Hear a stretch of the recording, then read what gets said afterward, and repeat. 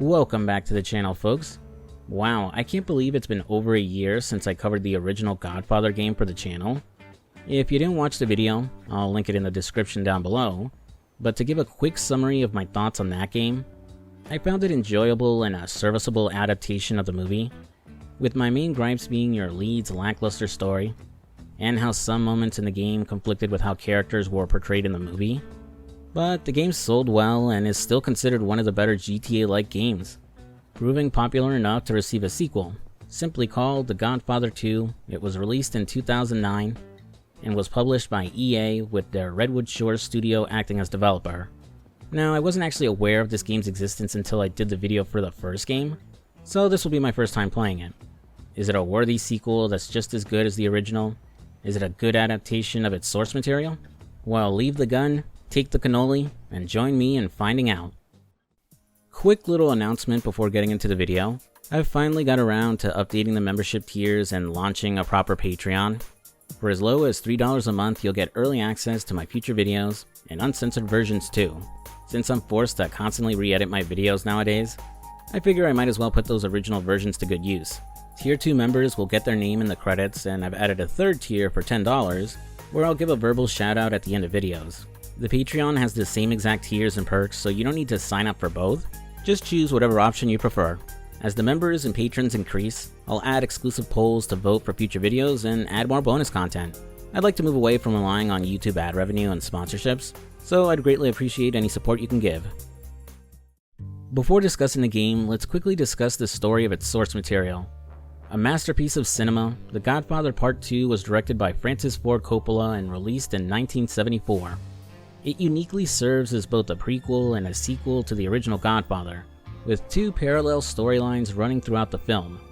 The prequel segments traces Vito Corleone's journey from his childhood in Sicily to the establishment of his mafia family as a young man in New York City, with Robert De Niro now playing the young Vito Corleone.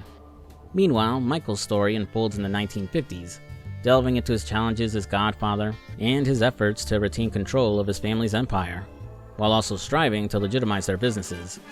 Things become increasingly difficult for Michael due to a failed attempt on his life, his dissolving marriage, and an upcoming Senate case that threatens to tear down everything he's built.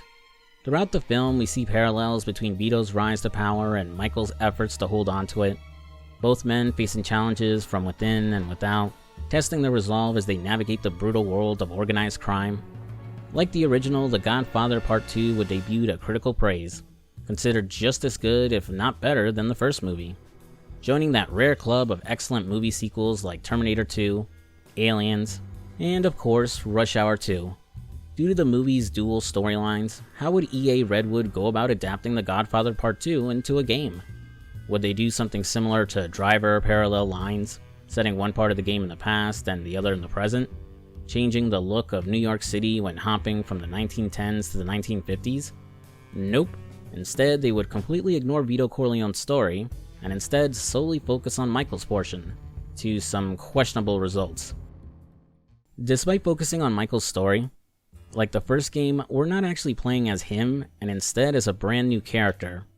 This time our lead is Dominic, the second in command for our character from the first game, Aldo Trapani. In the first game, when he was just a child, Aldo witnessed his father killed by the Barzini family, with Vito Corleone consoling the boy and telling him to hold on to his hatred, and to one day avenge his father. Once he was of age, Aldo's mother Serafina asked Don Corleone to bring her son into the mob life, and to keep him from becoming another two-bit punk with no future.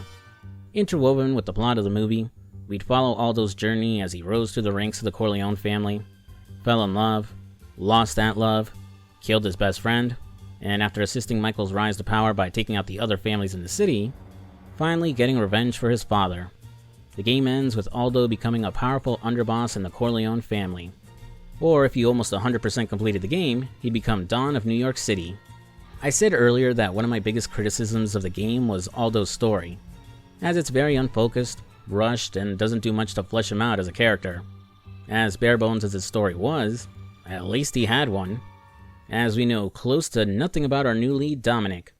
We don't get anything about his backstory, who he is as a character, or shit, even what his last name is.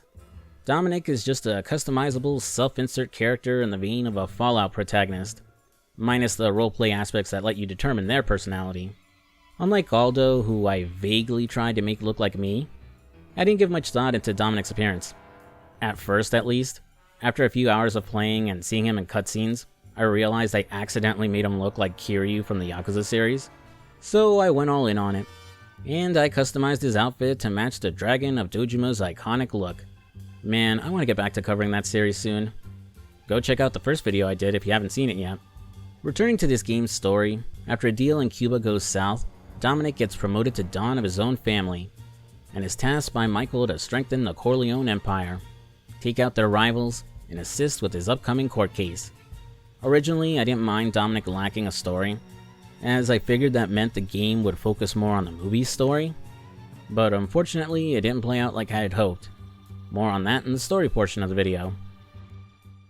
The first game's world was set in New York City, which was divided up into 5 interconnected areas you could visit and take over. In Godfather 2, while we do return to the Big Apple, it's been considerably scaled back in size to a much tinier area around the Corleone compound. However, that's because we have 2 new places to visit, Florida and Cuba, though the respective maps are also pretty small. I'm a bit mixed about this choice if I'm being honest, as while New York could feel a bit bloated in the first game, its scope and size felt realistic, like I was exploring what the city was really like back during the 1940s, and it had plenty to discover outside of just doing story missions, with safe houses you could buy, black market vendors to go get guns from, or contract missions to take on. Here, because the size of each area is considerably scaled back, New York just feels like a generic video game city based on it, and not the real deal. Honestly, driving around, it felt more like I was in some random area in Stillwater from the Saints Row series. Florida and Cuba are better, though I'd argue Scarface The World Is Yours did Florida much better in terms of design. Come to think of it, quite a bit of Godfather 2 reminds me of that game. The original Godfather game was primarily a third-person shooter that had you squaring off against rival mobsters and taking over their businesses as you rose through the ranks of the mob. While that's still the focus here, some mechanics were simplified while others were greatly expanded on. For example, you're not working your way up the ranks, and start the game as a Don in control of your own family.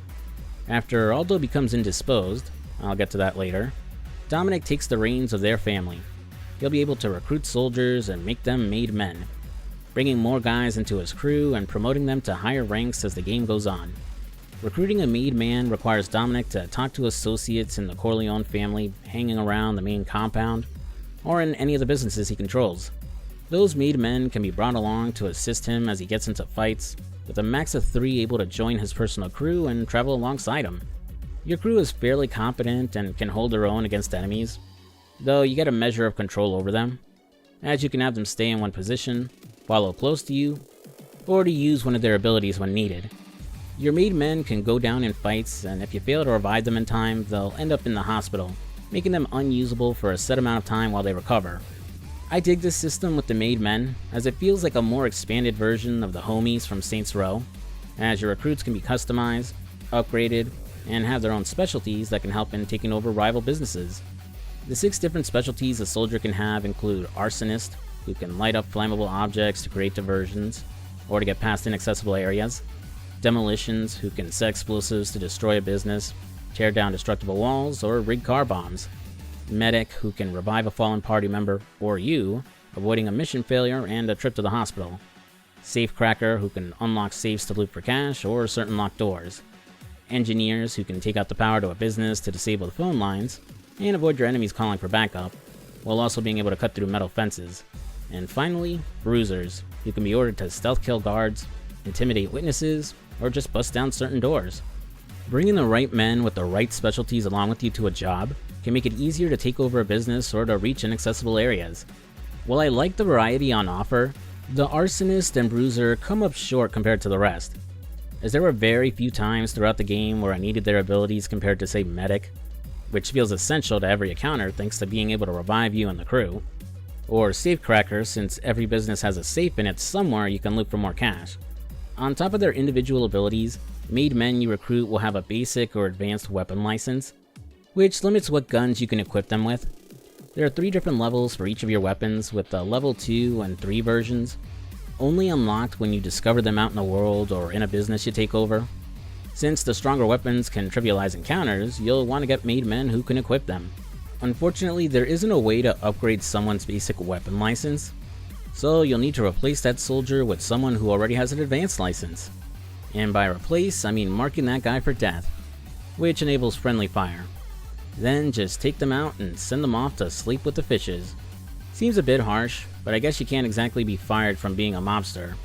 I should mention that the game used to have a multiplayer mode, where you could earn honors that let you upgrade a made man's license without replacing them, but that's no longer an option since the servers are offline. Outside of their weapons and appearance, you can also upgrade a made man's stats. Using the money earned during gameplay, you can increase their health, survivability, how fast they use their specialty, and increase their accuracy with weapons. Pouring cash into their stats, and Dominic's too, will make them more powerful and make it easier to take down the stronger mafia families. But wait! There's more! After going far enough in the game, you'll be able to recruit a max of 7 made men, your crew divided up by 3 ranks, with 4 soldiers at the bottom, 2 capos above them, and an underboss above them, with Dominic sitting at the top as Don. Promoting someone will improve their ability to attack or defend a business, and give them a second specialty, and a third if promoted to underboss. This ability to mix and match specialties on a single man makes it easy to account for any situation when attacking a business. While you have to unlock promotions by completing story missions, there are a few NPCs scattered around you can recruit early that come with 2 specialties already. Now all this heavy focus on recruiting and upgrading your made men is for the game's main focus, business takeovers. In the original Godfather, you would head over to a business controlled by a rival family, take out the guards stationed there, and then put the squeeze on the business owner by extorting them. Extortions would need you to push people till they crack. How well you're doing is indicated by a meter underneath the person's health. You intimidate store owners by smacking them around, slamming them into objects, destroying their property, or just pointing a gun at them. Once you've done enough damage and got the meter up high enough, it would turn green and you could successfully extort them and take a cut of their operations. You can also push your luck by laying on the heat even more to earn extra cash, and if you use the correct enhanced interrogation technique on them, you'll get a 25% bonus on top of that.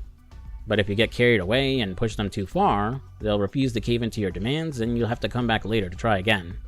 While the basics are more or less the same here in Godfather 2, business takeovers have gone through several changes. For one, individual businesses are much bigger and pretty much serve as their own levels as opposed to tiny storefronts. Due to that, they're now heavily guarded and will have several rival mobsters protecting it, as opposed to the small handful in the first game. The actual business owner won't just stand around either, as they'll run off when bullets go flying, so you'll have to navigate the building to track them down. This is where it's important to have a crew with you, as they'll even the odds when fighting your enemies, and their specialties will come in handy to get through inaccessible areas.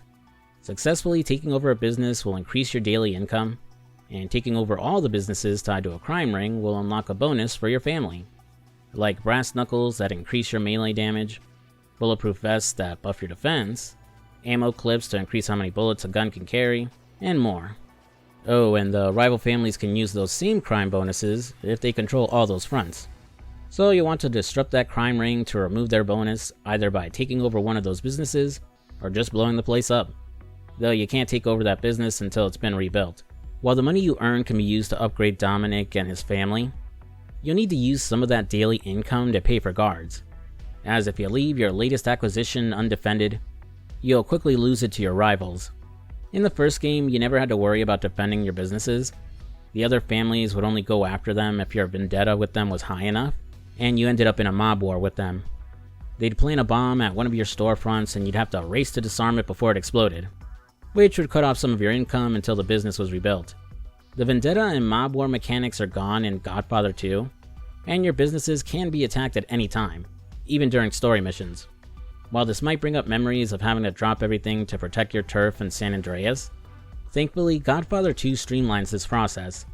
Referred to as the Don's View, you can pull up the map of the area to see all fronts controlled by you and your rivals. If one of your businesses is under attack, you can immediately send some of your men to back up the guards and kill the attackers, completely eliminating the need to go there in person and do the job yourself. However, you won't always steamroll your attackers, as just like you, the rival families have their own made men they'll send out to take over your fronts. Rival made men are tougher and hit harder compared to the regular grunts, so only you or your own guys can stand a chance against them. That said, even if you successfully fight them off or manage to kill them, they won't stay away for long, as like your crew, they'll just end up in the hospital for a while until they're healthy. Though those rival made men can be caught and compromised to a permanent end. Referred to as favors, the random NPCs walking around will occasionally be in need of Dominic's services.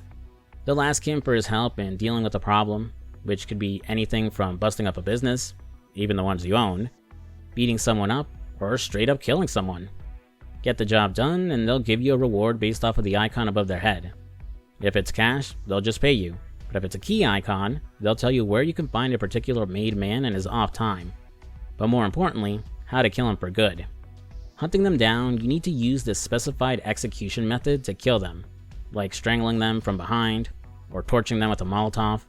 This removes them from play and weakens their family considerably. So while not necessary to do, it did give you less things to worry about as you're protecting your fronts. Oh, and outside of civilian favors, you can also get favors from corrupt officials that pop up on the map.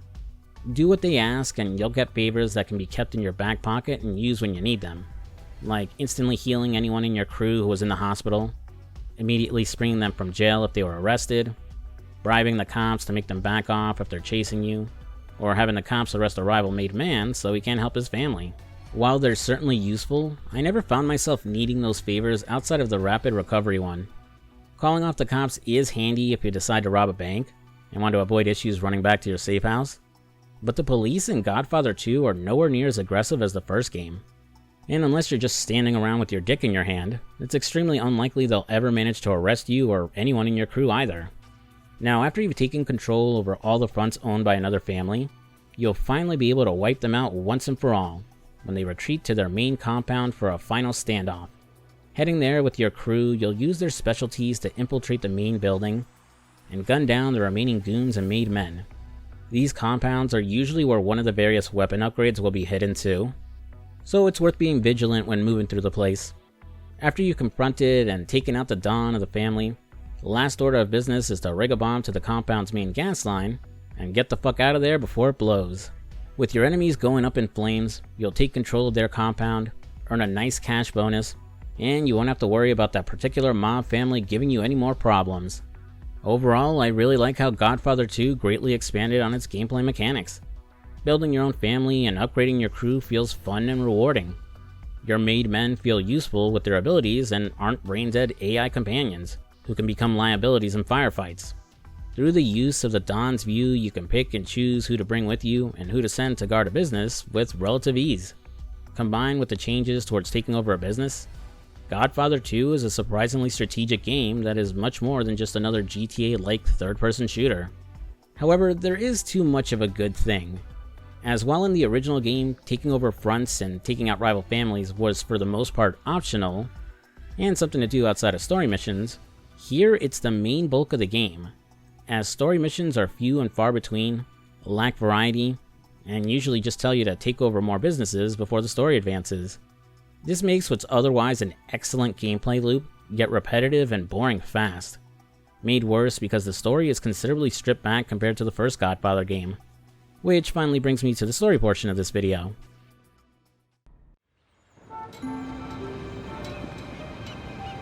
Bring it here, let me see it. My age had better be correct.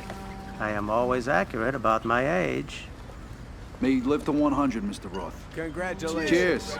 Salute. Well, the doctors might disagree, but what do they know? The Godfather 2 kicks off in Cuba, with Jewish mobster and investor Hyman Roth calling a meeting with several mafia families in order to form an alliance. A respected businessman, he previously worked with Vito Corleone before Michael took over the family.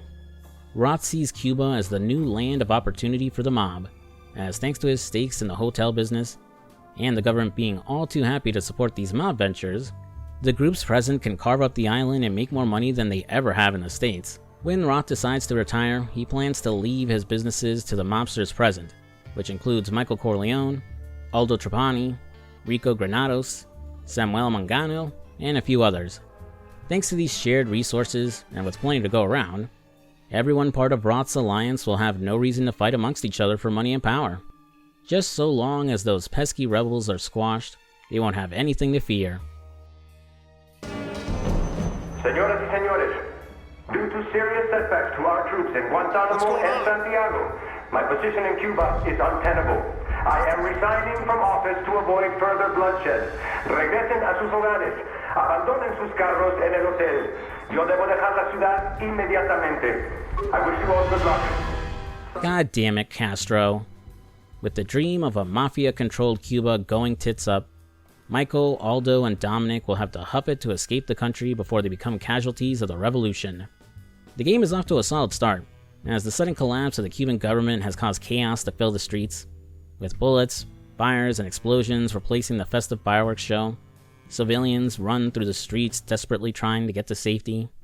After some brief skirmishes with the rebels, we'll be home free when the trio reach the airport and head for Michael's plane so they can return to the good old US of A.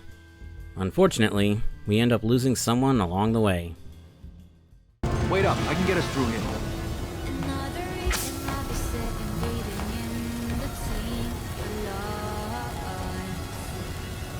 Because I miss you all the time. So get away, another way to feel what you did all yourself to know and let yourself go. You know you did lose your self-control. There's snow under the rainbow. Turn away, another. Aldo, no! How is Dominic gonna go on without you? You were like a father to him. Got the kid off the streets and gave him a purpose in life. Fidel Castro, you'll pay for this. With Roth's Cuba deal being the only thing keeping the various families in line, it won't be long till they're at each other's throats again.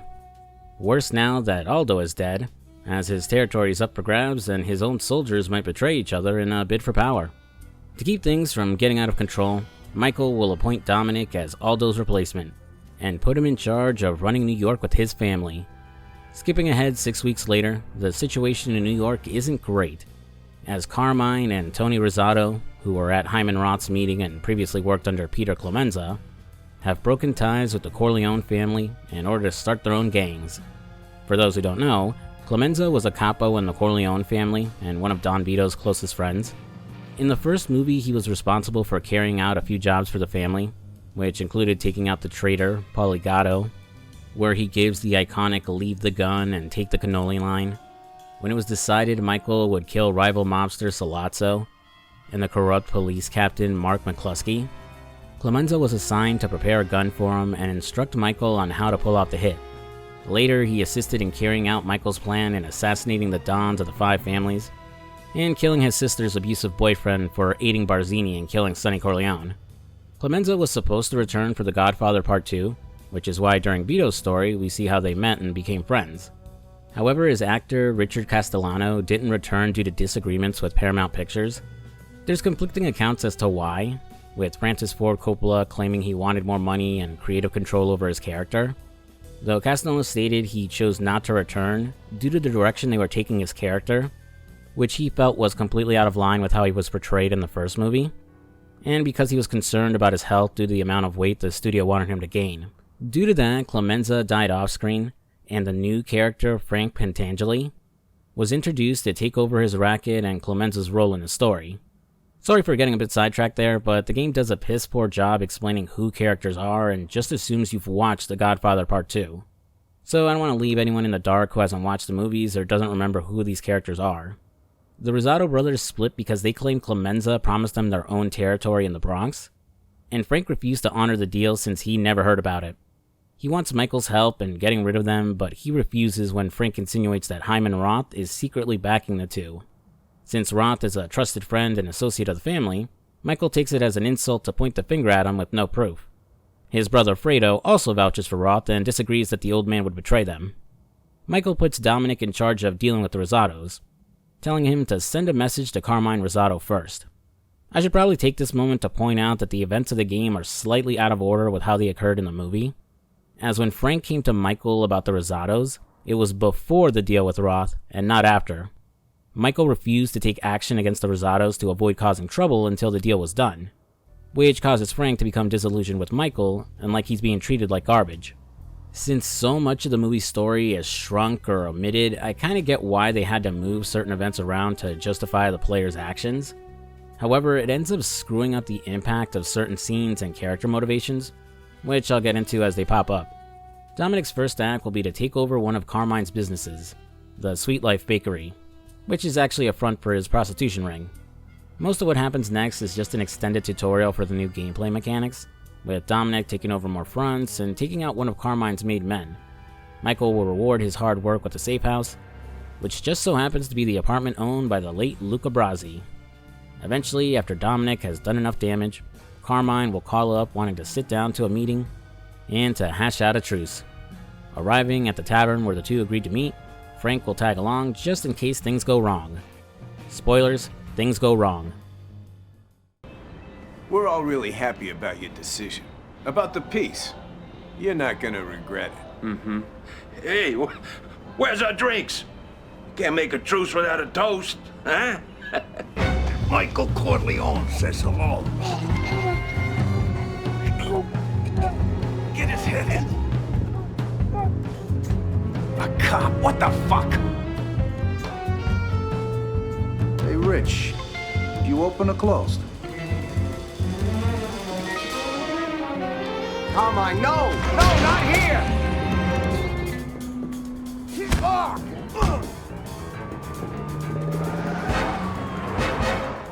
While the timely arrival of that police officer saved Dominic, unfortunately, Frank wasn't so lucky. This scene is also different from the movie, but I have to wait until a different reveal later in order to explain why. Escaping the police and returning to the Corleone compound, Michael chews out Dominic for trusting Carmine and thinking the offer for a truce was legit.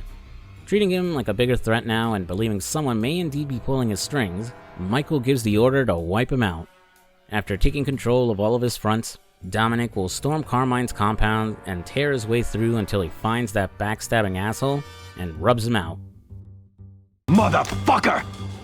You betrayed me, Carmine. You killed Pentangeli. And now, you are gonna die. Fuck you, Dominic! Fuck you! If you kill me, my brother will hunt you down. You and all you Corleone cocksuckers, he'll make you pay! After blowing up his compound and wiping out his family, Dominic will get a call from Hyman Roth. He's heard about his exploits in taking control of New York and has an opportunity for him down in Florida. Roth wants to meet in person to discuss it and says Fredo is down there with him too. Huh, nothing suspicious about this whatsoever. Taking the next flight out of town, we say goodbye to the gloomy skies of New York and hello to the sandy beaches of Florida. Arriving in the Sunshine State, Fredo is there to greet us and brings us to Roth. Speaking with the old man, he's in need of someone with Dominic's skills as the Granados have become a thorn in his side.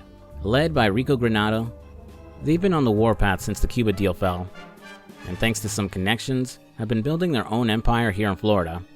Roth doesn't respect his methods or his attitude, but he's unable to make a move on them as they've kidnapped one of his men, Steven Cicerico. He sent the guy to infiltrate the Granados to learn what they were scheming, but was taken hostage when they found out he was working for Roth. So it's up to Dominic to find where he's being held and save him. So the mission to save him is pretty basic, and is really just a tutorial for stealth kills, so there's not much to talk about. However, I rewatched The Godfather Part 2 before starting the script, and I can't help but wonder if Steven should have been a character from the movie instead. Specifically Hyman Roth's right-hand man, a Sicilian mobster by the name of Johnny Ola, who was portrayed by Dominic Chanese. You know, Uncle Junior on The Sopranos. My fucking hand is stuck down the drain, and I can't reach the fucking phone! Why didn't you just call a plumber? With what? My fucking toes? I think it should have been him mainly because Roth makes the guy being held hostage to be really important, but after you save him, that guy just vanishes from the plot, never to be seen or mentioned again. In the movie, Johnny was the intermediate between Roth and the Corleones, and was part of the plan to assassinate Michael. He also played a crucial role in Michael's falling out with his brother Fredo. So having Johnny be the hostage would give us another movie character, and he could have worked to hide Roth's true intentions. Though with several scenes from the movie changed or removed, I guess Johnny didn't really fit in with the game's plot anymore. That said, the game's attempts to write around his omission does screw up some reveals, and makes Michael come off as way more naive for not suspecting Roth's plan much earlier.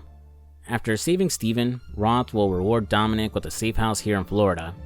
The plot basically stops moving for a while, as you're put to work taking over fronts from the Granados and Tony Rosado, along with taking out some of their made men.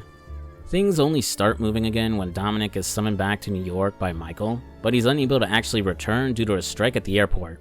Speaking with Roth, he'll introduce Dominic to someone who might be able to help, a CIA agent. It's Dominic, right? I'm Henry Mitchell. If you're wearing a wire, you better tell me now. Take it easy. I'm on your side, okay? No wire. Mr. Roth and I have been working together for a long time. I called him when I heard about the strike. The CIA working with Roth and the Mafia to squash communism might sound outlandish, but nope. That actually did happen. I'm not going to go into a history lesson about it, but it justifies why we go after a certain someone later in the game. Mitchell says the one responsible for organizing the strikes is a communist by the name of Alejandro Almeida, and while his orders are just to monitor the guy, Dominic would be doing the United States a great favor if he just up and disappeared. Welp, as a red-blooded, patriotic American, how can I say no? Vaya con Dios, Alejandro. With the airport strike over, Dominic will return to New York and meet with Michael. He reveals that the government is building a case against him for his criminal activities, and are investigating all of his businesses. Worse, they have a surprise witness who's agreed to testify against Michael. Frank Pentangeli. Turns out he survived the assassination attempt on him, and because the attacker said Michael Corleone says hello while strangling him, Frank thinks that Michael put a hit on him, and after going into FBI protection, has agreed to testify against Michael. The only difference between the attempt on his life between the movie and the game is that the movie shows Frank survived due to that cop showing up. The game hiding the fact is less about surprising the player, and more to keep Dominic, and by extension Michael, in the dark about his survival. Dominic is then introduced to Michael's former consigliere and current lawyer, Tom Hagen. While not related by blood, Tom Hagen has been a part of the Corleone family since Michael's older brother Sonny found him orphaned on the streets and begged his father to take him in. While not formally adopting him, Vito Corleone would show kindness and treat Tom like another of his sons. After he graduated law school, he'd become the family's lawyer, and later on their consigliere, handling their legal issues, advising Don Vito, and arranging meetings with other families. After the failed assassination attempt on Don Vito, and the successful assassination of Sonny Corleone, Michael would become acting Don and ask Tom to step down so their ailing father Vito could assume the role. Since Tom isn't a wartime consigliere, Michael asks him to manage their legitimate businesses and their move to Nevada. Though in reality, Michael and Vito were secretly planning to wipe out the Dons of the five families and secure the position as the most powerful family in New York. Tom will now serve as Dominic's consigliere and advise him in attacking or defending businesses in the Don's view. At first, I wasn't sure he actually did anything, but when you send your soldiers to back up a business being attacked, you'll get a blurb that tells you the likelihood of success, depending on how many guys you send, what their ranks are, and how high their stats are. So I guess that's meant to be Tom giving you advice. Speaking to him, he explains an attorney from Nevada named Pat Greery really has it out for Michael, and is the head of the Senate committee investigating him. It's not explained in-game, but in the movie, Michael already had some history with Senator Greery before the court case, as Michael had turned to him for help in getting a gaming license for one of his casinos. Greery offered to assist, for a substantial bribe and a percentage of all his casino's monthly profits. After Michael questions why he would pay him that much when the gaming license was only $20,000, the senator blows up on him, verbally attacks him, his family, and basically goes on a racist tirade against all Italian Americans. Due to that, and Michael not caving to his demands, his investigation into the Corleone family feels less like serving justice, and more a spiteful move from an asshole who didn't get what he wanted. Since bribing him is off the table, Tom has cooked up a scheme to force the senator into taking their side during the trial. Greery has a weakness for prostitutes, and with the help of the local brothel, La Maison Rouge, they're going to lure him into a trap. Speaking with Rosa Lara, the madame who owns the place, she's already spoken with Tom about the plans and agrees in exchange for a favor. The state of New York has been investigating her businesses and has record books with the names of all the clients who visit her brothels. Some of those clients happen to be very powerful and wouldn't hesitate to kill Rosa before she's forced to testify and expose their dirty laundry. So she asks for the Corleone family's protection and for Dominic to break into the federal building to steal the evidence they have on her. I was expecting some kind of difficult stealth level where I had to avoid the guards and find the safe where the evidence was, or that I'd get into an intense shootout since there were so many cops just standing around, but nope. As I just bribe one of those cops and grab the evidence with no hassle. Feels like something I shouldn't be able to do during a story mission, but I'm not complaining. Returning to Rosa with the evidence, she thanks Dominic and tells him Tom Hagen is here, as he wanted to meet the girl they were setting up with the senator. Hey, cutie. Did you know I'll be meeting a senator later? You must be something special, babe. You jealous? It's not like he's my boyfriend or nothing. Oh, sweetheart, you have no idea what you've gotten yourself into. Speaking with Tom, the last order of business is to lure Senator Greery into their trap. So he sends Dominic out to meet him and spin him a story about needing help buying a company. I don't know if you can fail these dialogue prompts, but I did the opposite of what Michael did. Agreeing to his outrageous terms, buttering him up, smack-talking Italian immigrants, and sealing the deal by getting him on the VIP list to the best gentlemen's club in town. And with that, we got him. I thought we could help you. Hagen, listen, I didn't do anything. I know. It's okay. You're very lucky I was called before anyone else. Nobody knows. Just a game. I'll fix it. How did it happen? I remember she was laughing. I passed out. When I woke up, I was on the floor. Greery isn't the most likable character, like at all, but man, I can't help but feel bad for the guy here. He's utterly devastated thinking he murdered this girl during a drug-fueled blackout. He's not even asking for help trying to cover it up either. Dominic and Tom just take advantage of the situation and his mental state to get him to accept their help, sealing his fate as he's now forced to be a puppet for Michael Corleone and help him sway the case in his favor. With that work done, we head back to Florida and bump into Michael at the airport. He's come down here to speak with Dominic in secret and to fill him in that Samuel Mangano is setting up shop in Florida. Due to the Manganos' strong business ties with Sicily, Michael sees this as a good opportunity to work with them as they could use some allies to protect their operations and stand against the other families. Dominic agrees and plans to meet with Samuel Mangano to form a truce, but before he leaves, Michael warns him not to cross the Manganos. If they don't agree to a truce, so be it, but do not become their enemies. Sure hope Dominic takes that advice. Meeting with Samuel Mangano, he reminisces about how shit went south in Cuba, before asking and agreeing to an alliance with Dominic. So that was a lot easier than I was expecting. After taking over some more businesses, we'll eventually get a call from Fredo who wants to chill and have a few drinks. I'm down. Fredo seems like a pretty cool guy to hang with. So, what did you want to see me about? It's about Michael. What about him? I was just wondering. Back in Cuba, when Mr. Roth...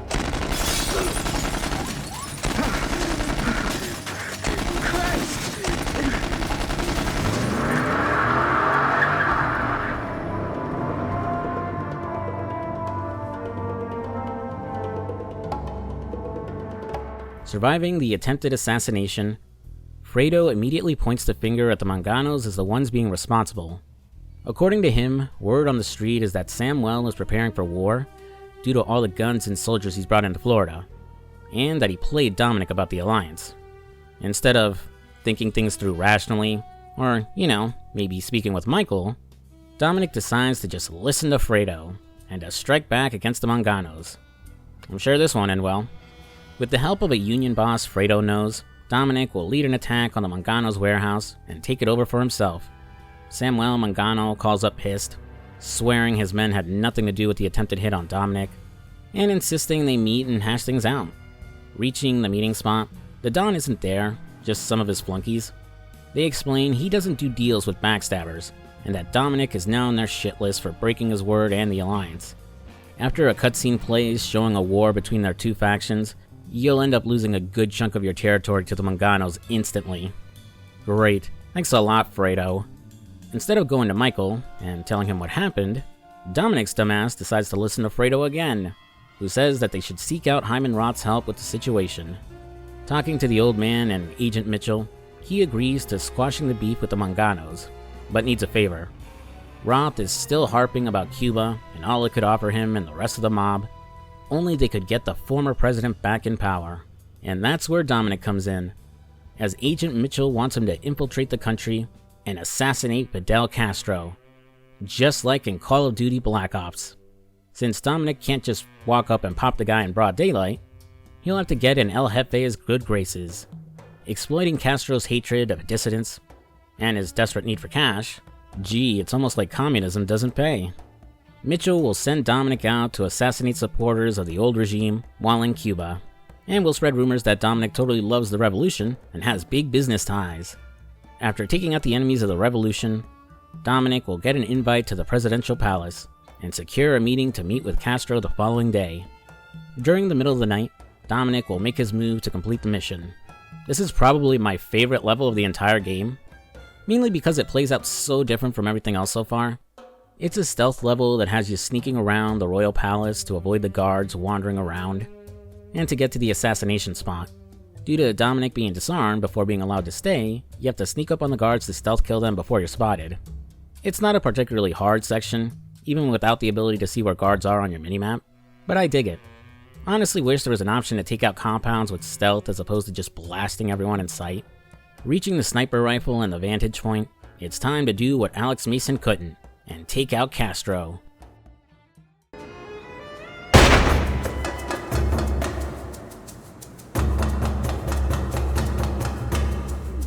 Busca el palacio. Un médico. Shit. Fidel. Fidel. Está vivo. Busca el palacio. Not surprisingly, we fail in ending communism in Cuba. Man, I wish they just duped us again with a body double. Fighting through the royal palace and then the streets of Cuba, Dominic will board a plane and escape back to the land of capitalism. As he flies off, we spot Hyman Roth speaking to Esteban Almeida, Cuban mobster and Don of the Almeida family. Looks like Roth has been playing both sides, and with Castro still alive, he'll have to shift his allegiances to carry out his plan. Returning to the Corleone estate, Michael is pissed, and chews out both Dominic and Fredo for their antics, especially since they went to Roth for help and not him. Both men apologize, and Fredo admits he was bamboozled, that the old man convinced him they should go after the Monganos, and that having Dominic try to kill Castro would be good for the family. Michael sees his brother's actions as disrespectful to him and the family, an act of selfishness, causing Fredo to blow up at him. Roth's back in the Almeidas. He's playing us. Said there'd be something in it for me. On my own. I've always taken care of you, Fredo. Taking care of me? How? Sent Fredo off to do this. Sent Fredo off to do that. I'm your older brother, Mike, and I was stepped over. Twice. It's the way Pop wanted it. Well, it ain't the way I wanted it. Fredo, you're nothing to me now. Not even a brother. You broke my heart. You broke my heart. Mikey.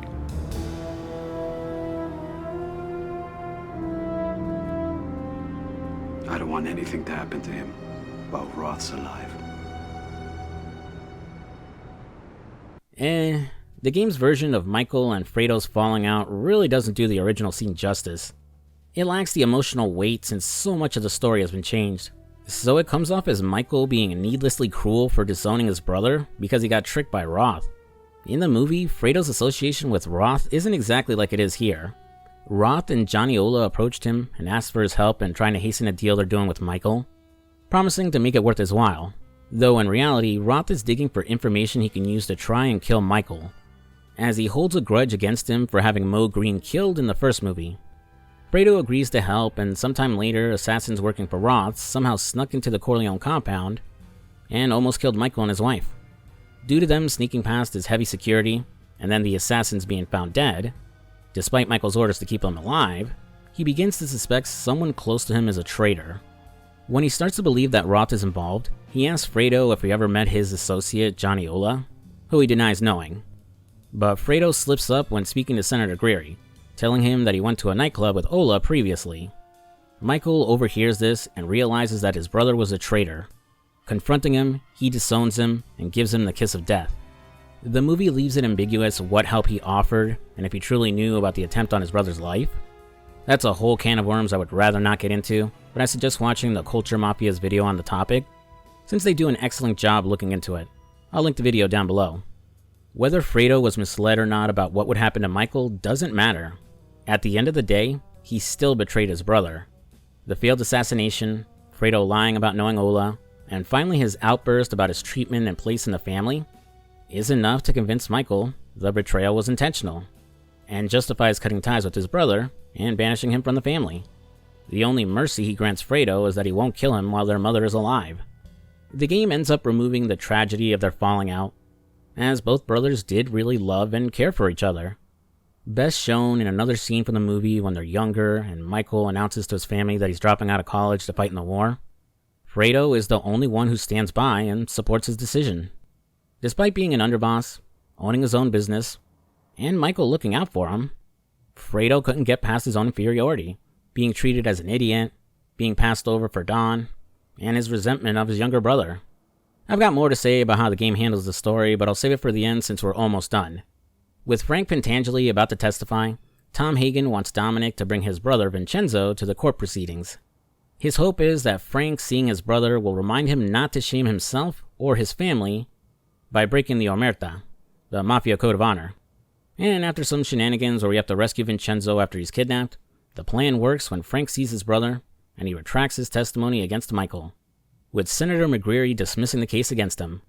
Meeting with Michael and the senator immediately afterwards, he wants to remove the remaining threats to the Corleone family, which includes the remaining mob families, Hyman Roth, and Henry Mitchell. Agent Mitchell went into hiding after the failed hit on Castro, and is being protected by the Almeidas, which makes him a liability with everything he knows about the Corleones. So, after a long process of taking out the Granados, Tony Rosado, the Manganos, and the Almeidas will find and kill Mitchell in Cuba. Oh, and I didn't get any kind of final speeches or confrontations with any of the Dons before wiping them out like I did with Carmine Rosado. Honestly, I didn't even realize I had wiped out most of the Dons when running through their compounds, until I was rigging their compounds to explode. It kinda ruins our previous interactions with Samuel Mangano and Esteban Almeida, since they're just treated like afterthoughts. Though it wasn't supposed to play out that way apparently, as my crew attacking or killing the Dons before I got to them would remove the option to speak to them one last time. Which kinda sucks. Maybe a forced cutscene that plays when you find them would have prevented that. All that's left is Hyman Roth, who after his illegal dealings were exposed, tried to flee the country and return to Israel. Though because he's a criminal, the Israelis denied his asylum, and he's been extradited back to the US. Michael tells Dominic to take him out at the airport before he's taken into federal custody. Though with the heavy security there, it's going to take some work to reach him. Cue a huge shootout throughout the airport. Remember, no Russian.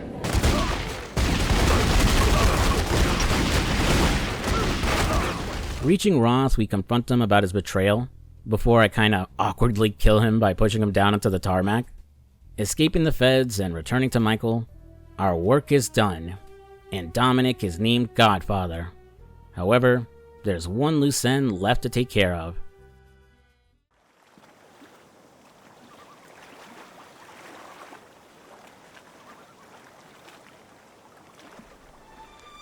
Hail Mary, full of grace, the Lord is with thee. Blessed art thou amongst women, and blessed is the fruit of thy womb, Jesus. Holy Mary, Mother of God, pray for us sinners, now and at the hour of our death. Amen.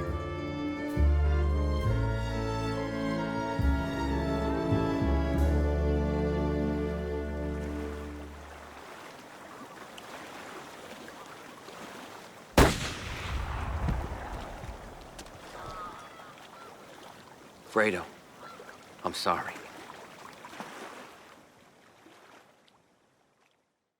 and that was The Godfather 2. So despite never knowing this game existed until last year, and walking in with no expectations about its quality, I still can't help but feel disappointed as the credits roll. I don't think it's a bad game. A 7 out of 10 for sure, maybe a low 7 out of 10, but not a bad game. I really enjoyed its fleshed out game mechanic, and how it made taking over fronts streamlined and more strategic. Problem is, that's it. That's all you have for the entirety of the game. It suffers from the same issues Scarface The World Is Yours did, where you're doing a lot of busy work, but the story slowly peppered in every once in a while. Only difference is when the story did start moving, it was usually attached to a unique and awesome mission, like when you team up with the Sandman, or the final assault on Sosa's compound. In The Godfather 2, the few moments when you're not taking over a front, or talking to one NPC before he sends you to another NPC to talk to, are few and far between. The mission variety is non-existent. I had my issues with the first Godfather game, but a big part of its appeal were the story missions where Aldo got to participate in moments from the movie, like killing Poligato, teaming up with Sonny Corleone to fight off rival mobsters, and teaming up with Michael to protect his father in the hospital. Here, best you got is that stealth mission to kill Castro, and maybe the final shootout through the airport. Honestly, there weren't really many opportunities to slide Dominic into the main story like they did with Aldo. Where the first Godfather game tried to adapt the movie and build a game around it, the sequel ended up doing the opposite, trying to make the story fit their new gameplay. And The Godfather 2 doesn't have as many action-packed moments like the first movie, where they could create engaging levels around. Well, Michael's story doesn't, as after rewatching the movie, I feel like it would have made more sense to follow Vito's story instead. Like, even if you don't actually play as him, no way they're coughing up the money for the likeness rights of Robert De Niro. But I could see the devs just inserting the player's OC to tag along to assist with his rise to power. Shit, you can make it Aldo's dad, explaining how he joined the Corleones before he got taken out by Barzini. We could follow Vito's life after he was forced to flee to America, team up with a young Clemenza and Tessio, take out Don Panucci, use the new made-man system and updated business takeover mechanics to slowly grow the Corleone empire, and end the game with a huge action set piece where you head to Sicily with Vito to help him get his revenge on Don Ciccio for killing his family, and to destroy his operations. If I didn't make it clear, my issue isn't that the game isn't faithful to the story of The Godfather Part 2, more so that it doesn't do enough to justify being an adaptation of it. The game feels like it was meant to be its own original game, based on the framework of the first Godfather game. But since EA still had the license for the property, they slapped it onto the game to try and sell it at the last minute. Either that, or the game was rushed and a lot had to be scaled back to ship it on time. To sum up my thoughts, while I do like what they did with this game, and enjoyed it for the most part, the repetitiveness just left me bored by the end. It didn't help that the game was super easy either, so I didn't bother to hunt down made men after a certain point. Maybe the multiplayer was meant to carry the game. It certainly looks fun from the footage I found, but I can't experience it since the servers are offline now. Regardless of its quality and sales, this would probably always be the last Godfather game. I seriously doubt anyone would want to play a game based on The Godfather 3. Though, this may not be the last time I take a look at the series. As while technically a port of the first game, The Godfather Mob Wars on PSP might be worth discussing. Not in a dedicated video, but as part of a larger video on PSP spin-offs I'm thinking about doing. So let me know if you guys would be interested in seeing that. And that's the video. Thanks for watching, guys. And special thanks to my Tier 2 members whose names are up on the screen now.